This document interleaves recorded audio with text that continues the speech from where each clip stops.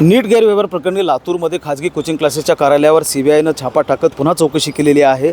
याच खाजगी कोचिंग क्लासेसच्या संचालकाची 9 तास त्याच्या घरामध्ये चौकशी सीबीआयने केलेली होती आणि 2 दिवसानंतर पुन्हा सीबीआयचं पथक जे आहे ते लातूरमध्ये दाखल झालेलं आहे आणि सीबीआयने पुन्हा त्या खाजगी कोचिंग क्लासेसच्या संचालकाची चौकशी सुरुवात केलेली आहे। 42 प्रश्न जे आहेत गेस्ट पेपरमध्ये दिलेले ते तंतोतंत नीट परीक्षेमध्ये आढळलेले होते आणि त्यामुळं एका पालकाने पोलिसांकडे तक्रार केली आणि त्यावरून तपास सुरुवात झालेला होता।